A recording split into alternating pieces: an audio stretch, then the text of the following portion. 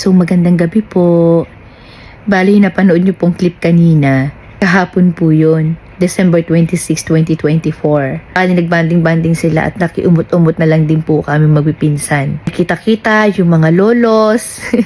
Yung po kasi yung mga biruan nila. Actually, hindi pa po sila kompleto. Kaya yung iba nila mga kaibigan, talagang dumayo pa kahit malayo. Shoutout kay Podi. Salamat sa pagpunta mo. At masaya-masaya talaga si Happy. Isa kayo sa kaligayahan ni Happy, mga kaibigan niya. Sana all. Ako kasi kunti lang kaibigan ko eh. At yung banding na yun ay potluck po yun. Meron din po kaming kaibigan na nagpadala galing ibang bansa. Alam niyo naman ngayon, madali lang magpadala ng pera, di ba? So, nagbigay din siya.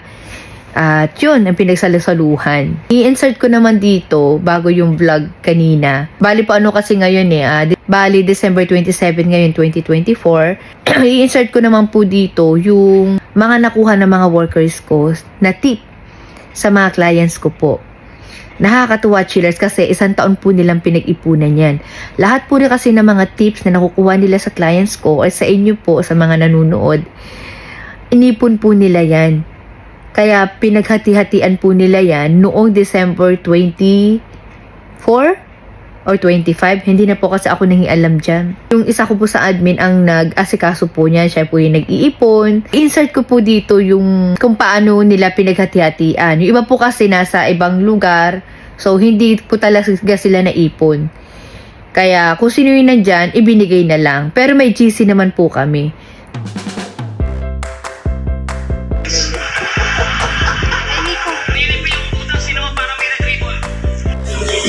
Yan!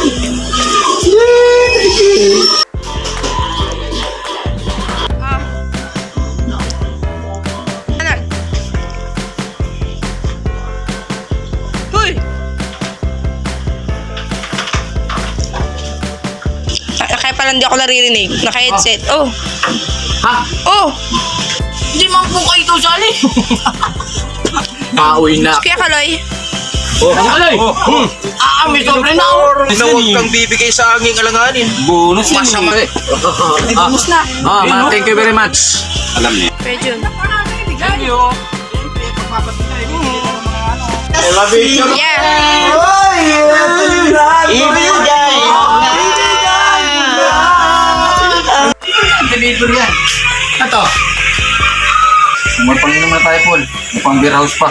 Maraming salamat po inyong lahat. Grabe po talaga yung blessings na natatanggap namin, natatanggap ng mga workers ko. Maraming salamat po. Pero kung i-compare po noong 2023, mas grabe po noon kesa ngayon. So gagawa po ako ng separate vlog nangyari sa amin ngayong 2024. Ako lang kasi hindi lang ako mahilig na mag-share ng mga problema kasi lahat naman tayo may mga problema. Sinishare ko lang din minsan para kahit paano yung iba mahimasmasan na hindi lang ikaw ang nagkakaproblema. Kahit po sino, mayaman, mahirap, pangit, maganda, lahat po yan, may kanya-kanya po tayong mga pinagdadaanan sa buhay.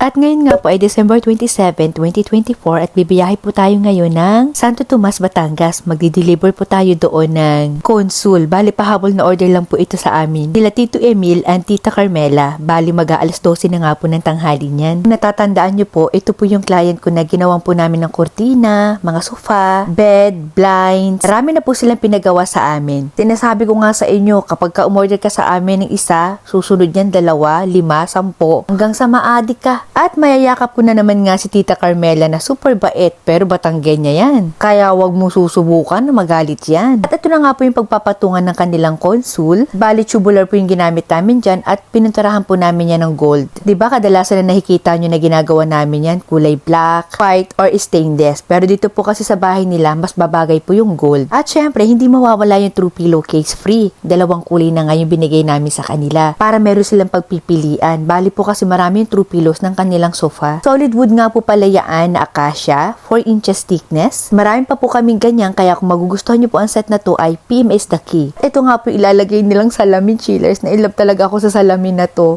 At ako nga rin po ang nagsuggest ng design na yan. Pero syempre, pinaaprubahan ko muna sa mag-asawa. Napakarami ng design yung chiller sa Alibaba ko nga yan tinignan.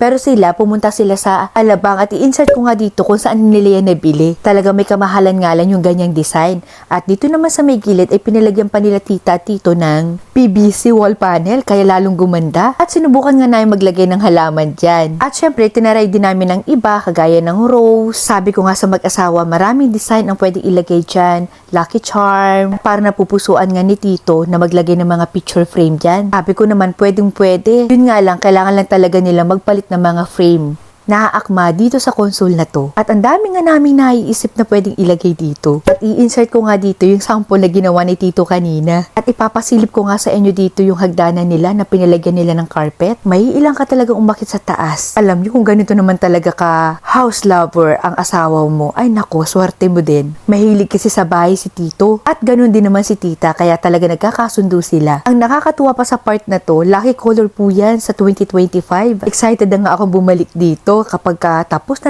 talaga yung bahay nila at magpapa-house blessing sila para ma-share ko talaga sa inyo ang outcome ng kanilang bahay. Sabi ko sa inyo, kung namangha ka sa crush mo, mas mamamangha ka dito. Sakto lang po kasi ang laki ng bahay nila. Lalong-lalo na dito sa landscape nila, ay naku, marerelax ka talaga at maginaw dito. At dahil magaling rin yan si tita magluto, ayan, pakabog talaga yung mga pinakain nila sa amin. Natatawa na nga lang ako dahil walang tigil yung pagbibigyan niya ng pagkain sa amin. Uy, alam nyo, yung minudo na yan, naku, ang sarap ng pagkakaluto niyan. Shinare nga sa amin ni tita kung paano niya niluto. Pero ako pinaninindigan ko talaga yung pagda-diet ko pero wala. Mawawalan ka ng gana mag-diet pag ganyan kasarap yung mga hinahain sa inyo. At hindi pa nga ako natapos kumain dyan. Eto, macaroni salad na saktong-sakto lang yung pagkakatimpla. Ganon din po yung buko pandan. Umiiwas rin po kasi yung mag-asawa sa matatamis na pagkain. At hindi nga lang po dyan nagtatapos yung mga hinahain nila sa amin. Kung bitukang elepante lang ako, naku, lalapangin ko talaga yan. Isa nga ito sa pinakamatalagang hinihintay-hintay ko kanina, yung kape. Kasi niluluto pa nila yan bago nila timplahin. Ganon talaga kapag medyo addict din sa kape. Hindi pa rin po nagtatapos dyan. Ayan yung biskwit. Napakasarap yung chillers.